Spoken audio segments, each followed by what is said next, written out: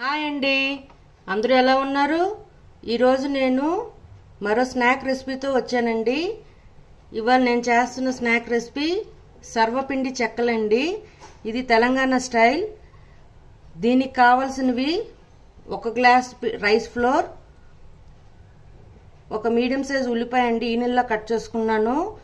కరివేపాకు 2 రెమ్మల్లాగా తీసుకున్నాను, చిన్న ముక్కలుగా కట్ చేసుకున్నాను. పచ్చిశనగపప్పు 1 కప్పు తీసుకున్నానండి, 1 అవర్ ముందు నానబెట్టానండి. అది పల్లీలు వేయించి పెట్టుకున్న పల్లీలండి, పొట్టు తీసేసాను. అల్లం వెల్లుల్లి పేస్ట్ 1 టేబుల్ స్పూన్, కొత్తిమీర 1 కప్పు, కారం 2 టేబుల్ స్పూన్లు, పసుపు 1/2 టేబుల్ స్పూన్, ఉప్పు తగినంత, నువ్వులు 1 చిన్న కప్పు అండి, అల్లం జీలకర్ర కలిపి పేస్ట్ చేసుకున్నానండి. అల్లం కాదండి, పచ్చిమిర్చి జీలకర్ర కలిసి పేస్ట్ చేసుకున్నాను. ఆయిల్ సరిపడినంత, నీళ్ళు 1 కప్పు దాకా తీసుకున్నానండి దీనికి కలుపుకోవడానికి. సర్వపిండి చెక్కలు చేసుకోవడానికి ఒక కడాయి, ఒక ప్లేట్ అండి. ఈ ప్లేట్లో ఇప్పుడు అన్నీ కలుపుకుందాం. చూడండి, ఒక ప్లేట్ తీసుకున్నాను. ఆ ప్లేట్లో 1 గ్లాసు దాకా రైస్ ఫ్లోర్, వేయించి పెట్టుకున్న పల్లీలు,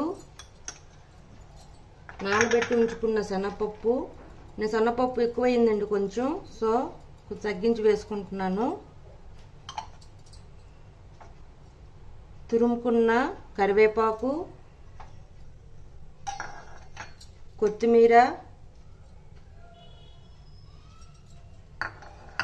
అల్లం వెల్లుల్లి పేస్ట్ 1 స్పూన్ దాకా అండి, కారం చూసుకొని వేసుకోండి, కారం, పసుపు, నువ్వులు, ఉల్లిపాయ సన్నగా తరిగి పెట్టుకున్న ఉల్లిపాయ, పచ్చిమిర్చి జీలకర్ర పేస్ట్, ఉప్పు సరిపడినంత చూసుకొని, కలిపేడుగా చూసుకొని మళ్ళీ ఉప్పు వేసుకోవచ్చండి. ముందుగా ఇవన్నీ శుభ్రంగా కలుపుకుందాం.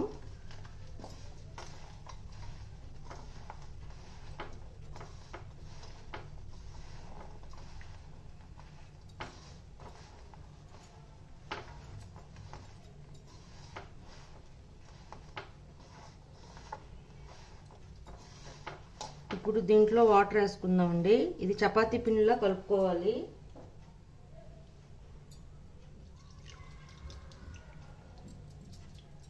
వేసిన వాటర్ సరిపోలేదండి, ఇంకొంచెం వేసుకొని కలుపుకుందాం.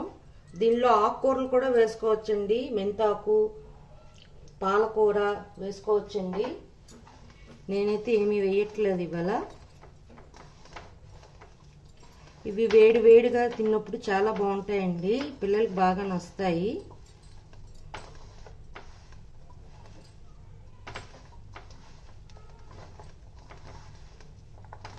ఇంకొంచెం పడుతుందండి.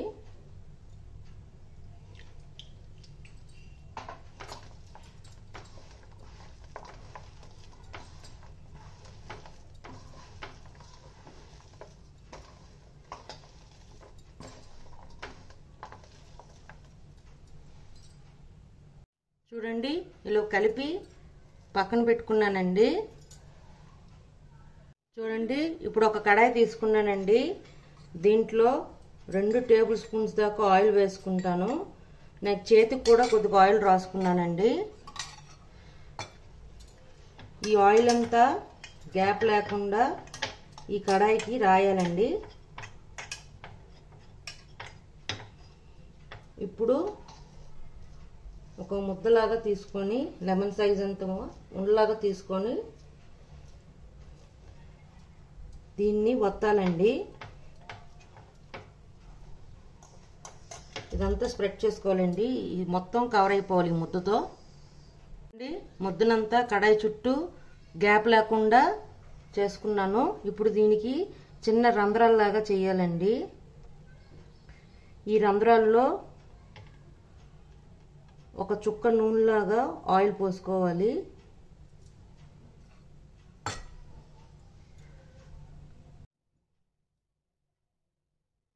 చూడండి, ఒక చుక్కలాగా ఆయిల్ పోసుకుందాం.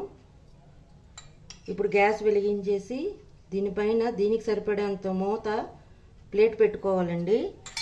ఇది మీడియం ఫ్లేమ్లోనే ఉండాలండి. ఇది మీడియం ఫ్లేమ్లో పెట్టి మూత పెట్టేశానండి. ఇది 15 to 20 మినిట్స్లో అయిపోతుంది. 15 మినిట్స్ అయిందండి. ఇప్పుడు తీసి చూద్దాం. చూడండి, ఇలా ఊడొచ్చేస్తుందండి. అది అనమాట అదే. ఇది రెడీ అయిపోయిందండి. ఇప్పుడు దీన్ని సర్వింగ్ ప్లేట్లోకి తీసుకుందాం.